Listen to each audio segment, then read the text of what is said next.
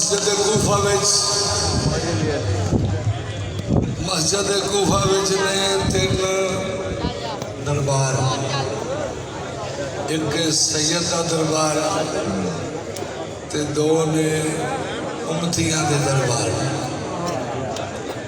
सैयद का नाम है सरकार अमीर मुस्लिम, ते जिहड़ा उन्होंने सामने रोजाना बिल्कुल नाल उन्होंने नाम है सरकार हानी। ये सरकार हानी हो सन जेडे अमीर मुस्लिम तो सदके हुए सन, ते उम्मती ने भी उन्हें इस्लाम पे आते हैं, सैयद ने भी उन्हें इस्लाम आते हैं। जेड़ा भी मदीने वाले तो सदके हो जाए उन्होंने क़यामत तक उन्हें इस्लाम आते हैं। ते तीसरा रोज़ा थोड़े जे फासले में सरकार महसम तमार दा, महसम तमार सन या अली सरकार के आशक, या अली सरकार के मुरीद सन।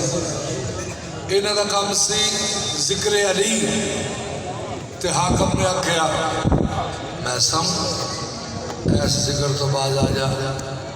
उन्हें आख्या ही नहीं हो सकना। उस आख्या अगर तू बाजरा ना आया जुबान तेरी मैं कट देना। उस आख्या भावे कट दे, मैं अपने पीर दे ना लेने। उस आख्या फिर तेन सूली भी चाड़ागा,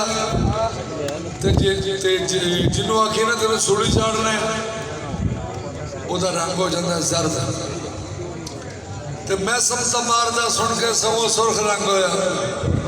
तो महसम तमार आदने ओए जल्दी जल्दी कर मैंने सूली चाड़ भी, क्योंकि मेरे पीर का फरमान है कि महसम तेनों साढ़े प्यार में सूली भी मिलेगी। उन्हें पहले जुबान कटिया, फिर उन्हें सूली चाड़िया। तो महसम तमार सूली के उत्ते चढ़ गया। यारी यारी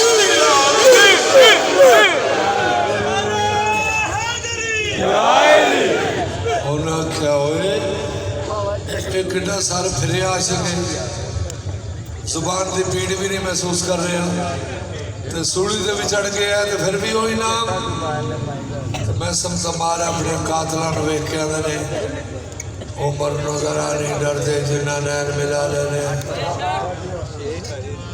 ओ सदके जान दिल भर दे जिन्ना नैन मिला लेने। फराज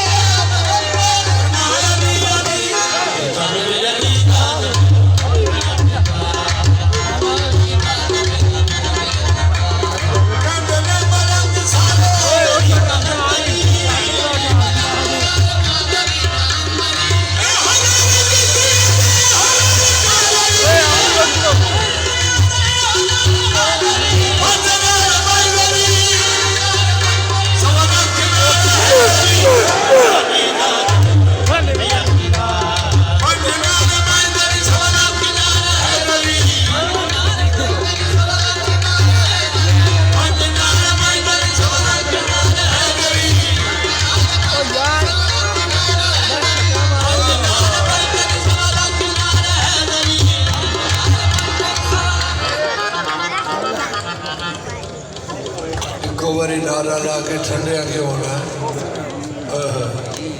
क्योंकि हजूर की हदीस है अल जिक्र वाली ने वादा। नबी करीम का फरमान है जिदे सारे उम्मती हैं।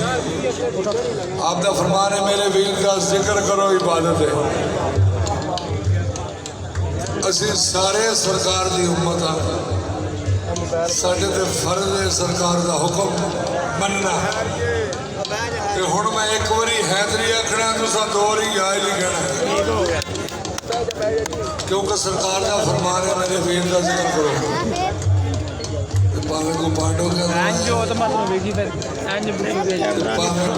क्या तो आया सारे नारा लाना ते पूरे के पूरे जोर नाल दो ही आली आली कहना है।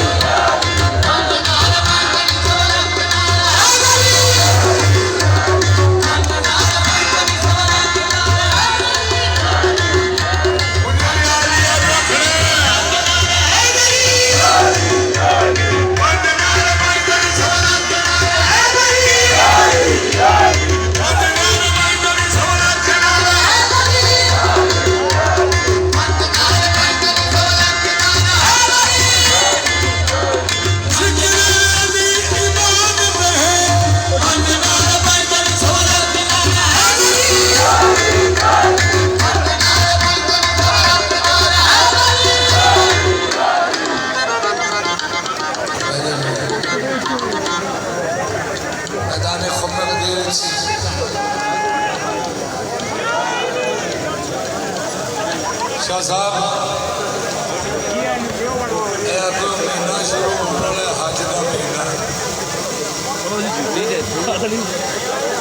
महीना हज का शुरू होने वाला जी। मेरे तो बेटे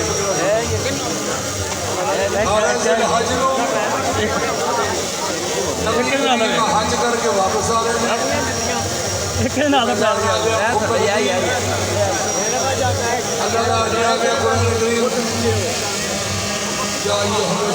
अच्छा जो लंघ जान दो मेहरबानी है भाई थोड़ी, सिर्फ लंघ जान दो।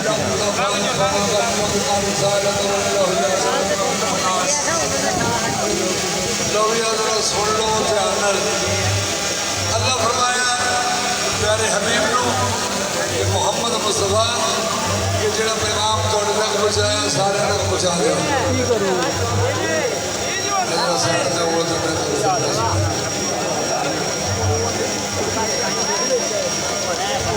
नबी पाक ने मिंबर तैयार कराया, नबी पाक मिंबर से खलो गए, अगे 1,40,000 सहाबा कराम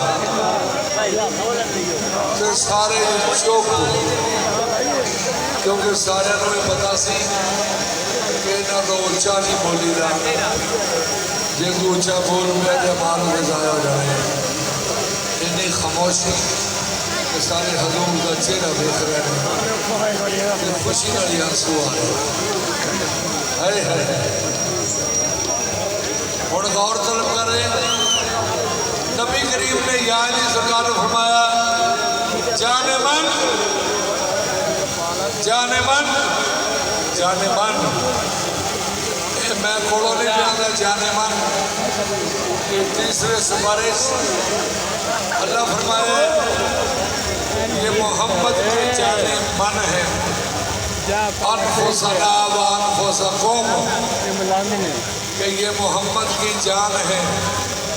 आपने फरमाया या अली मेरे नेड़े आ जाओ। या अली नेड़े आए मोहम्मद मुस्तफा ने, तो मोहम्मद मुस्तफा ने अपने दीन का बाजू फड़ के बुलंद करके फरमाया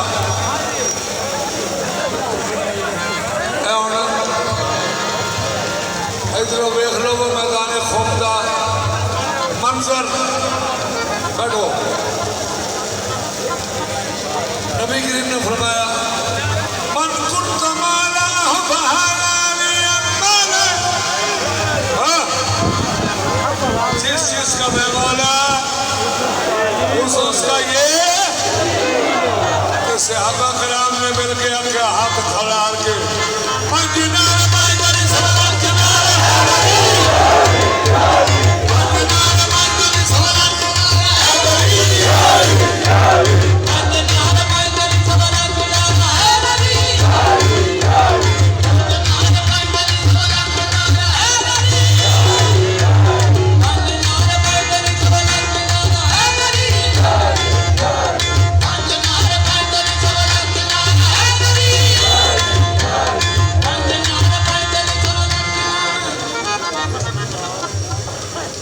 किसी ने पूछिए ना जनते पहलू किने जाने तो उन्हें सारे आखना पहलू मैनू कर कभी जी गल जिदा जिक्र हो रहा है ओदे पुत्रा दी जागीर जन्नत। नबी करीम की हदीस है अल हसन वल हुसैन सैयदा शबाब अहलल जन्नत जन्नत में नौजवान सरकार